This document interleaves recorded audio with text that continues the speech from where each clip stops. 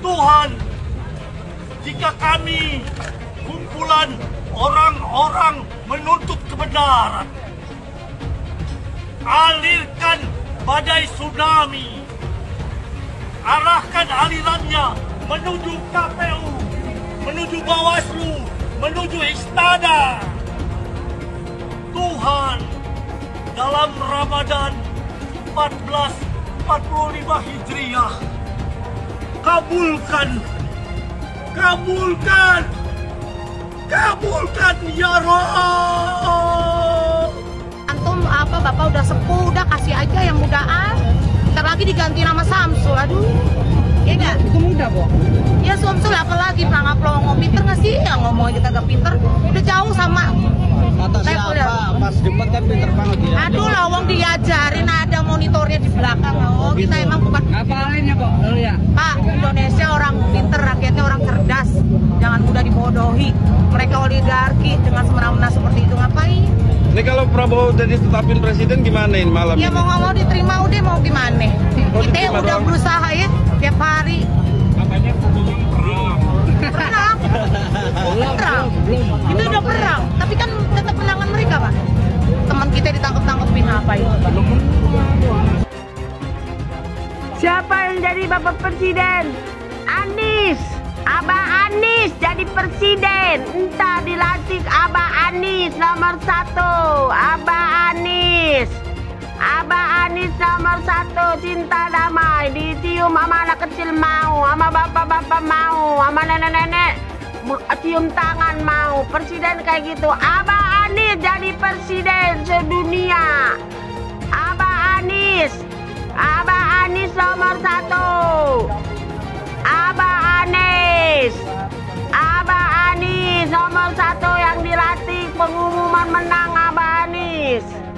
Alhamdulillah Abah Anies nomor 1. Penentuan 2024, apakah Indonesia akan dilepas ke tangan asing? 2024 hanya segelintir rakyat yang masih waras, yang bisa berpikir, yang masih bersikap proaktif terhadap keadilan, kebenaran untuk anak cucu kita. Bagaimana nasib anak cucu kita di kemudian hari jika Bawaslu, KPU, pemerintah dan lembaga semuanya bersikap hipokrit, munafik ketika konstitusi tidak dijalankan dengan benar, ketika konstitusi dikhianati, maka itulah terjadinya pengkhianatan terhadap rakyat Indonesia yang sudah menitipkan ribuan jutaan suara kepada sebuah lembaga. Ketika lembaga-lembaga itu mengkhianati, artinya perang antara pemerintah, lembaga versus rakyat. Oke? Ketika semua dikhianati, artinya rakyat perang terhadap lembaga-lembaga, terhadap pemerintah yang mencoba mengkhianati rakyat. Kami cabut mandat Anda. Kami cabut mandat Anda karena kami sudah menitipkan suara Anda, suara kami kepada Anda. Ketika Anda hianati, kami cabut, kami ambil, karena itu adalah hak kami. Itu suara kami, suara murni kami. Bawaslu, tinggal beberapa hari lagi Anda kawal KPU. Jika pada endingnya KPU ternyata benar-benar berpihak kepada yang tidak benar, Anda berhadapan dengan rakyat. Kita berharap pada hak angket. Pertanyaannya, hak angket apakah akan tergulir dengan baik? Kita lihat dan akan kita kawal. Setelah itu, jika semua itu tidak terjadi, maka Jokowi harus mundur dengan terhormat, atau terpaksa Anda kami mundurkan dengan parlemen jalanan. Oke, saya konsisten. Istiqomah. Assalamualaikum warahmatullahi wabarakatuh. Pilpres sudah sebulan lalu dan Pak Anies masih menyindir Pak Prabowo, tapi itu haknya Pak Anies. Saya hanya ingin menambahkan informasi. Pertama, di era demokrasi Pak Prabowo pernah merasakan menjadi oposisi selama 10 tahun, sedangkan Pak Anies belum pernah menjadi oposisi.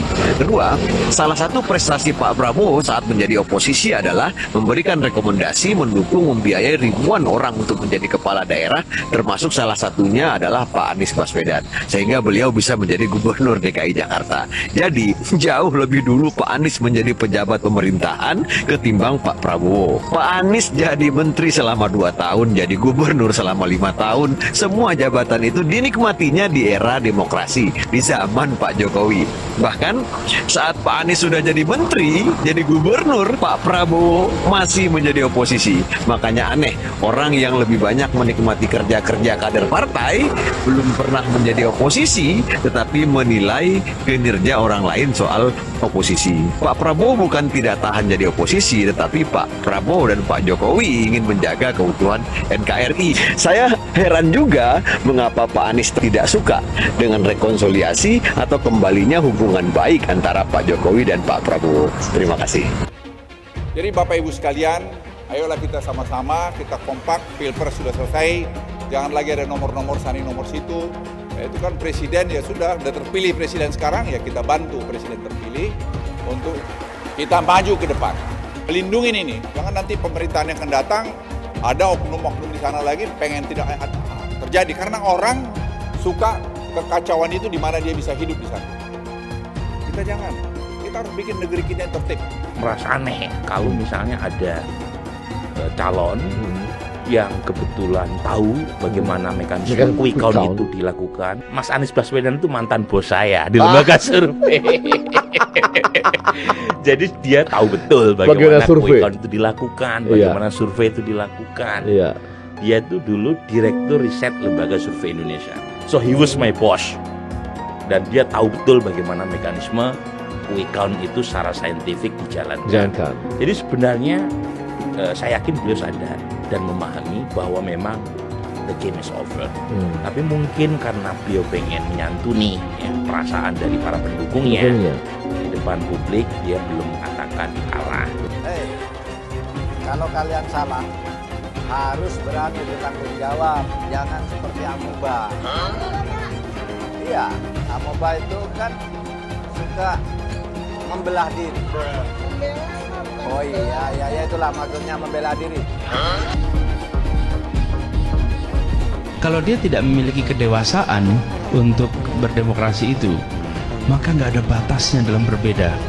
Coba pertandingan sepak bola, maka 90 menit selesai minta diperpanjang terus. Tambah 40 menit, tambah 40 menit, tambah 40 menit. Kenapa? Yang penting saya menang gitu. Kita juga tidak boleh mengasumsikan semuanya sempurna. Kita harus akui. Shalom dari Tanah Perjanjian, Pak Prabowo, kami rakyat Indonesia mempunyai harapan besar bahwa Pak Prabowo bisa membawa Indonesia menjadi negara yang lebih moderat, tidak lagi menjadi negara ultra kanan, dapat lebih memanusiakan lagi bangsa Yahudi dan ke depan bisa mempunyai kerjasama dengan Israel. Perempuan-perempuan Sobat Anies mengharapkan agar terjadi pemilu dengan jujur, adil, langsung, umum, bebas, dan rahasia, dan mengharapkan segenap aparat untuk mengkondisikan pemilu 2024 dengan baik. Jangan pernah memicu kemarahan rakyat. Jangan salahkan rakyat. Curang, bang! Curang, bang! Curang, bang! Takbir! Allahu Akbar! Kita tetap berjuang. Kita tetap berjuang sampai titik darah penghabisan. Jangan kira kalau ini adalah kemenangan dan kemenangan. Enggak, kita nggak akan terima. Rezimnya biadab, rezimnya nggak cinta rakyat, rezimnya jahat, pengkhianat rakyat. Demi Allah, demi Rasulullah, aku nggak ridho. Ya Allah, tunjukkan kebesaran-Mu, ya Allah, kumpai aku. Anda berjuang dari 2014, tunjukkan kebesaran-Mu, ya Allah. Kalau emang dia punya kuasa, pasti menang. Pasti menang, kumpai aku. Pelaku kejahatan HAM diberikan gelar oleh Presiden terhormat kita Bapak Joko Widodo dengan gelar Jenderal Bintang 4. Maka hari ini saya Noviana akan juga memberikan gelar kehormatan kepada seorang Joko Widodo, yaitu gelarnya sebagai Bapak Pengkhianat Bangsa dan Bapak Perusak Reformasi. Luar biasa dan luar biadabnya Jokowi. Seekor anjing pun, ya, dia akan sadar, dia tahu yang namanya balas budi. saya akan siap melawan rezim Jokowi dan bangkitnya Orde Baru di negeri ini. Lalu, teman-teman di sini apakah hanya diam dan diam melihat ketidakadilan yang ada di negeri kita? Kita adalah orang-orang yang dulunya mendukung Jokowi. Jadi kita jugalah yang harus bertanggung jawab untuk melawan rezim Jokowi. Selama ini kita pikir seorang Jokowi itu orang yang baik. Ternyata dia adalah iblis berkedok manusia. Ya, Jokowi adalah iblis berkedok manusia. Mohon terhormat atau rakyat memberikan.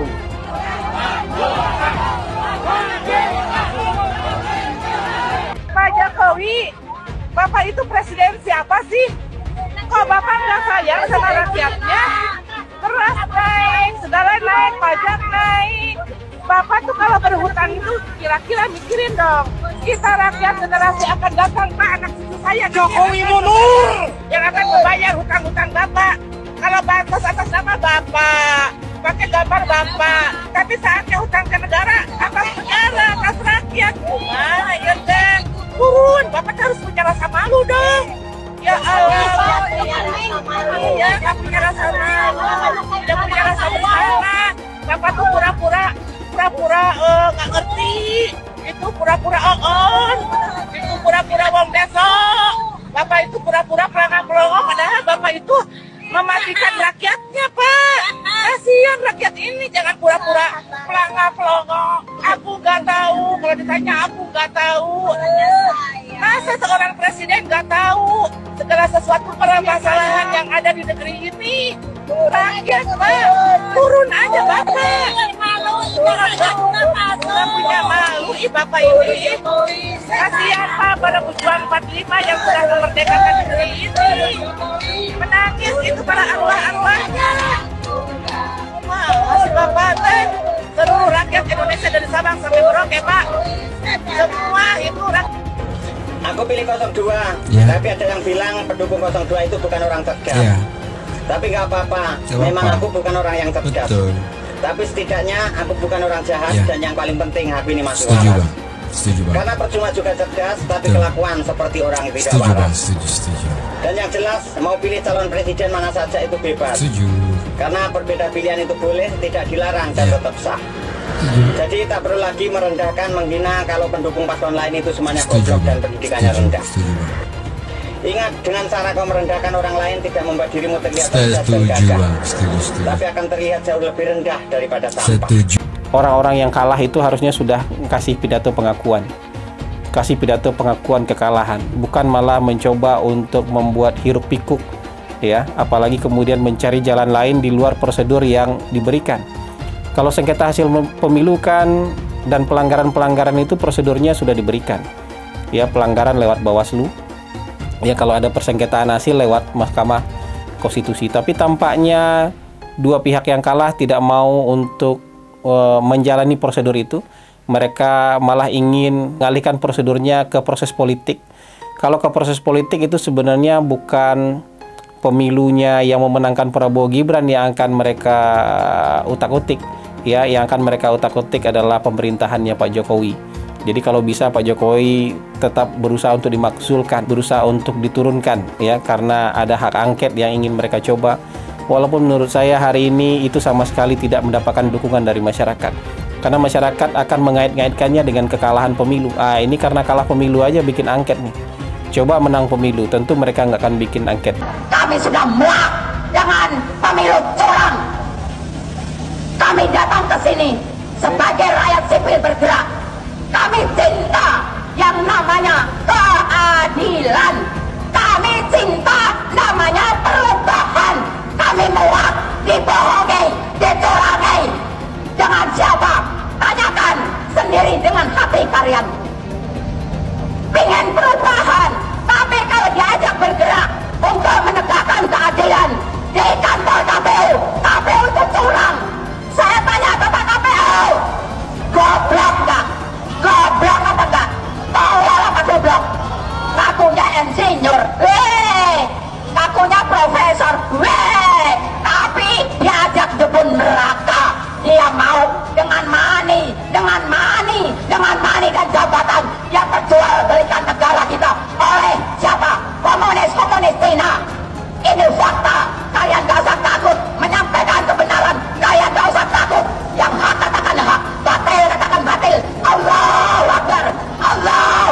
Tapi kan itu quick count, belum real count. Ya nggak apa-apa. Kalau tidak percaya dengan sampel, jangan periksa darah lagi di lab.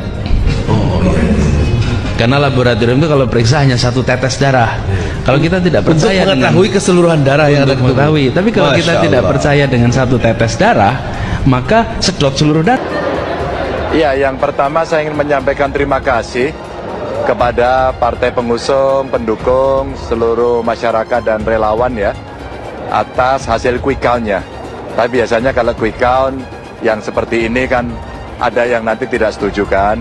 Oh, jangan diklaim dulu lah kalau menang, tunggu real count. Maka saya ingin menyampaikan terima kasih juga terhadap seluruh aparat yang sudah menjaga dan yang ada di sini sangat baik sekali begitu sehingga Jawa Tengah aman ya. Tahap pertama adalah tahap di mana 1 kemenangan berdasarkan quick count. Yang kedua adalah apa yang ada di real count nanti. Maka apapun namanya deklarasinya ada deklarasi quick count dan deklarasi real count. Banyak yang kebakaran jenggot nih karena Prabowo Gibran menang telak sekali putaran. Saking gak terimanya, semuanya tuh pada nuduh curang. Bilang rip demokrasi lah, selamat datang rezim otoriter lah, bilang inilah, bilang itulah. Sorry to say ya, kubu 01 sama 03 yang gak terima kekalahan harus denger nih nasihat dari Pak Mahfud MD. Kata Pak Mahfud MD, orang yang takut kalah itu selalu menyerang. Semua pemilu dituduh curang oleh yang kalah. Intinya kalau kalah mah kalah aja. Mereka yang kalah akan cari 1000 pembelaan untuk menolak kekalahannya. Ingat, jujur atau curang itu subjektif. Yang kalah selalu merasa dicurangi. Tapi kemenangan itu objektif. Begitu juga dengan kekalahan. Ya udahlah, yang kalah terima aja. Dan semua yang pelaku curang wajib didiskualifikasi. Audit KPU, audit ketua KPU, audit anggota KPU, audit sistem KPU. Temukan siapa pelaku pidana, tangkap dan hukum. Baru kita pikirkan pemilu ulang. Kalau tidak ada audit KPU, tidak ada audit ketua KPU, maka kita wajib menolak apapun hasil dari yang diputuskan oleh KPU. Siap lawan, siap lawan, siap lawan, Allahu Akbar. Menyikapi perhitungan suara pemilu, kami sampaikan hal-hal sebagai berikut. Memprotes keras deklarasi pemenangan 02. Kedua, mendesak kepada yang berwenang untuk mendiskualifikasi Prabowo Gibran sebagai paslon 02 pada Pilpres 2024. Pemunculan nama Gibran Rakabumi Raka sebagai calon wakil presiden 02 yang dilakukan melalui rekayasa hukum yang sangat memalukan dan langsung disambut oleh KPU tanpa lebih dahulu menunggu revisi peraturan KPU telah nyata-nyata telah mengkhianati konstitusi. Presiden yang nyata-nyata bersikap cawe-cawe terhadap pelanggaran pemilu 2024 dengan mengerahkan aparat pemerintah mendukung pemenangan paslon 02 sangat menodai demokrasi di Indonesia. Kami mendesak Presiden Joko Widodo dan semua penjabat yang telah merusak demokrasi dan hukum Indonesia secepatnya mundur atau dimajulkan. Seharusnya pemilu diulang sampai Anies menang. Catat ya, tahun 2024 pasti ada yang menuding KPU itu curang. Pilpres, apakah curang? Pilpres juga ada curang, tapi itu di bawah, bukan kontestan, bukan pemerintah. Di bawah, dan sama-sama curang. Oleh sebab itu di Pilpres itu, kalau kecurangannya tidak signifikan, curang 10.000 suara. Terbukti, yang satunya curang juga 5.000 suara. Apakah pemilu batal? Nggak bisa, kalau nunggu pemilu terus ya, pemilu nggak akan selesai. Oleh sebab itu yang curang-curang itu diselesaikan melalui hukum pidana. Curang, bawa ke pengadilan, terbukti 500.000 dia curang, tetap menang dia. Karena 500.000 ini kalau diberikan ke saya, tetap kalah 4 juta. Tapi apakah yang curang 500.000 itu dibiarkan? Tidak. Itu ke pengadilan pidana. Teman-teman, saya harus bilang bahwa orang-orang yang semakin panik dengan tingginya approval rate atau tingkat kepuasan publik terhadap Pak Jokowi, semakin hari semakin biadab. Di jagat dunia maya, ramai mereka sebut Pak Jokowi sebagai pengkhianat, pembohong, dan lain-lain. Ramainya upaya pembusukan kepada Pak Jokowi Yang saya duga adalah sebagai upaya elektoral untuk menghentikan fenomena tingginya approval rate Pak Jokowi.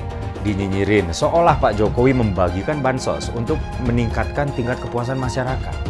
Padahal saat menyusun program bansos, setidaknya 8 kementerian itu dilibatkan. Bahkan kebutuhan akan bansos ini dikaji secara teknokratik oleh Bappenas, dianalisis perspektif keuangannya oleh Kementerian Keuangan, lalu disetujui oleh DPR RI yang lintas fraksi. Saat itu nggak diributin, bahkan disetujuin. Lalu kenapa sekarang diributin? Ya program bansosnya diributin, ya Pak Jokowi yang bagiin langsung bansosnya juga diributin.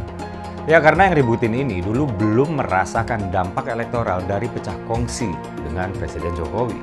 Ketika dampak tersebut udah dirasain, mereka sibuk menyerang Pak Jokowi dengan membabi buta.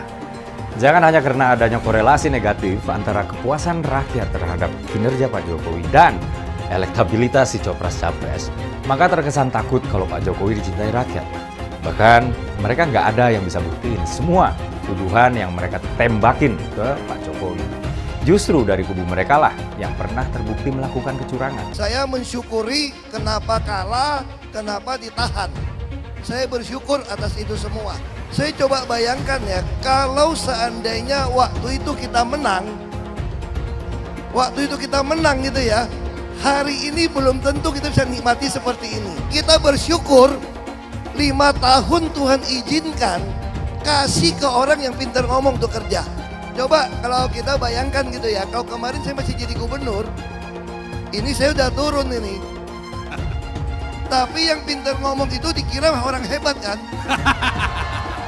Ini lebih berbahaya tahun 2024, langsung ketahuan karakternya. Langsung ketahuan itu. Di saya juga ada kutipan Pak di kamar saya Pak. Tulisannya, Jakarta telah mengambil keputusan yang fatal. Jangan hanya konsentrasi pada pembangunan benda-benda mati yang indah difoto dan bisa ditunjukkan dalam 5 tahun hasilnya. Kalau kita mau menilai sebuah janji, maka lihat janjinya, lalu lihat kenyataannya. Dulu janjinya apa ya? Dan ini aneh, betul-betul aneh. Ini bukan kampanye, tapi saya sampaikan sini.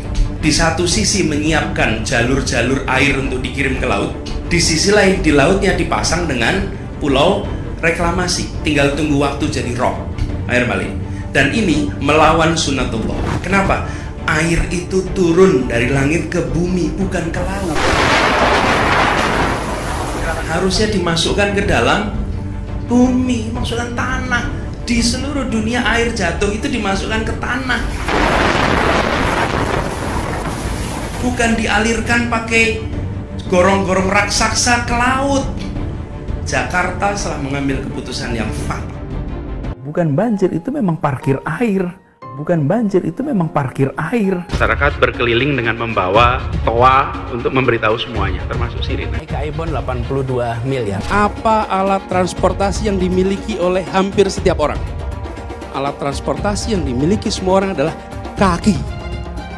Kalau seandainya orang Jakarta percaya Pak Anies jadi gubernur pun, saya berani jamin kok dia akan lakukan normalisasi yang sama seperti saya lakukan kok. Nggak usah bohong lah. Ketika air sampai di muara, maka siap untuk dipompa ke laut. Pancasila Soekarno, ketuhanan ada di pantai. Anak Tuhan dari mana? Kalau Yesus anak Tuhan, bidangnya siapa? Besok di seluruh wilayah Indonesia kami katakan dan Iblis hanya menggoda orang yang beriman. Makanya jarang-jarang orang kafir kerasukan setan. Yang kerasukan setan itu orang baik-baik. Jarang, saya belum pernah nengok Cina kerasukan setan. Pernah tak Ahok itu kerasukan setan? Enggak, setannya juga. Karena sesama setan jarang saling menggoda. Karena di salib itu ada jin kafir. Karena di salib itu ada jin kafir. Karena di salib itu ada jin kafir. Haleluya.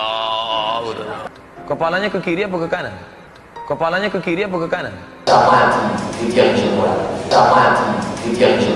Tetap percaya salib itu lambang mulia, bukan jin. Kok ketawa? Aku nggak nyindir siapa-siapa loh. Anies merupakan antitesis daripada Pak Jokowi. Antitesis artinya bertolak belakang dengan Jokowi. Anies sudah menyatakan tidak akan melanjutkan semua program dari Pak Jokowi. Jadi semua pembangunan yang dilakukan oleh Pak Jokowi akan dihentikan oleh Anies jika Anies menjadi presiden. Lagi pula Anies didukung oleh khilafah dan pendukung Anies adalah ormas seperti FPI dan HTI. Apa kita mau FPI dan HTI kembali di Indonesia jika Anies memimpin? Anies juga dikenal sebagai bapak politik identitas yang menghalalkan segala cara untuk menggapai kekuasaannya, termasuk menggunakan politik identitas berbasis agama. Lihatlah di kasus Ahok waktu itu. Kita sudah bisa melihat hasil kerja Anies selama 5 tahun di Jakarta. Tidak ada satupun janji yang dipenuhi dan tidak ada kinerja yang bisa dibanggakan. Dari DP 0%, OKOC, kelebihan bayar, Formula E, banjir, sumber resapan, jalan rusak, dan gonta-ganti nama jalan. Lihatlah rekam jejak Anies selama 5 tahun. Bayangkan Indonesia ke depan jika dipimpin oleh Anies. Dan bayangkan jika Anies menang. HTI dan FPI, ormas khilafah yang dibubarkan itu akan dikembalikan oleh Anies. Apakah kita mau Pancasila diganti jadi khilafah? Perkataan Ahok sudah terbukti dan Jakarta sudah menjadi korban. Jangan biarkan Indonesia menjadi korban kibulan Anies Baswedan. Umat minoritas, terutama kaum Tionghoa, tidak akan memilih Anies Baswedan. Akhirnya pengumuman resmi KPU pun keluar. Di tengah banyaknya kontroversi, disambut dengan mogoknya aplikasi Sirekap, KPU tetap mengumumkan hasil resminya dengan menetapkan kemenangan Prabowo dalam Pilpres 2024. Apakah ini adalah hasil akhir? Belum. Karena Anies dan Ganjar sudah sepakat untuk membawa kecurangan dalam proses pemilu ini lewat hak angket dan ke Mahkamah Konstitusi. Meski harapannya juga setipis kertas, karena belum ada sejarahnya Mahkamah Konstitusi kita membatalkan hasil perhitungan resmi KPU. Di Kenya, Afrika, tahun 2017 pernah terjadi pembatalan calon presiden yang sudah ditetapkan menang oleh KPU mereka oleh Mahkamah Agung. Situasi ini dianggap bersejarah oleh masyarakat Kenya karena belum pernah ada sejarah di negara mereka presiden yang sudah ditetapkan oleh KPU sebagai pemenang, kewenangan atau kemenangannya dibatalkan oleh mahkamah. Tapi itulah yang terjadi di Kenya. Negara yang selalu kita anggap miskin, tetapi demokrasinya luar biasa. Kalau nanti MK berani membatalkan dan melakukan pemilu ulang, wah ini menarik. Berarti ada sejarah baru tertulis di Indonesia dan ini tentu membuat banyak pihak marah. Kita tunggu aja di mana drama ini akan berakhir nantinya. Apakah akan mencapai puncaknya? Atau justru anti klimaks dengan hasil yang sudah kita duga sebelumnya. Terlalu jauh mimpi itu. Sifat orang kita kebanyakan pragmatis dan membiarkan banyak kecurangan, yang penting situasinya aman.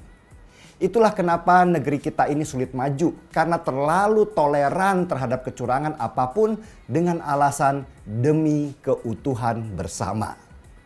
Tahun 2017, calon petahana di Kenya yang sudah ditetapkan menang oleh KPU Kenya bisa dibatalkan oleh Mahkamah Agung dan pemilu diulang lagi karena Mahkamah Kenya melihat ada kecurangan yang terstruktur, sistematis dan masif yang dilakukan oleh incumbent Presiden Kenya dengan memanfaatkan fasilitas negara. Apakah Mahkamah Konstitusi kita berani seperti Mahkamah Kenya yang membatalkan pemilu karena banyaknya bukti-bukti kecurangan? Tahun 2024 ini lebih adem karena yang kalah lebih berpendidikan dan tidak membawa kasus ini ke jalan dengan demo brutal yang mengorbankan nyawa. Kalaupun ada teriak kecurangan, teriakan ini dibawa ke ranah yang lebih terhormat seperti di ruang pendidikan hukum, di hak angket, dan di Mahkamah Konstitusi. Karena jalanan bukanlah segalanya. Tapi kalaupun Ganjar pada akhirnya diputus harus kalah dalam pemilu 2024 yang dibilang pemilu paling brutal dalam sejarah reformasi ini, biar bagaimanapun saya bangga. Secara angka mungkin kita kalah. Tetapi secara moral kita itu menang. Jadi teringat tahun 2019 ketika Jokowi menang. Pendukung Prabowo ngamuk berhari-hari dengan demo karena menganggap pemilu curang. Gen Z dan milenial bisa dibilang buta sejarah tentang reformasi karena nggak pernah diajarkan di sekolah-sekolah. Nggak seperti sejarah PKI yang dulu menjadi mata pelajaran yang wajib diajarkan oleh rezim Soeharto dan membuat orang takut.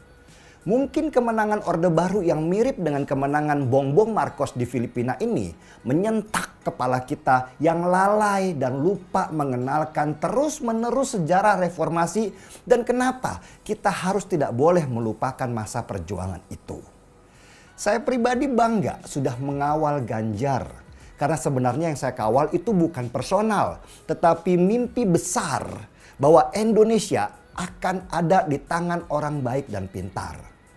Selain itu, saya juga mengawal agenda reformasi yang sudah diciptakan oleh mahasiswa di tahun 1998. Kalaupun sekarang ini kalah dan Orde Baru muncul kembali, mungkin itu pembelajaran buat bangsa Indonesia tentang betapa pentingnya mata pelajaran sejarah supaya kita tidak lupa jati diri bangsa.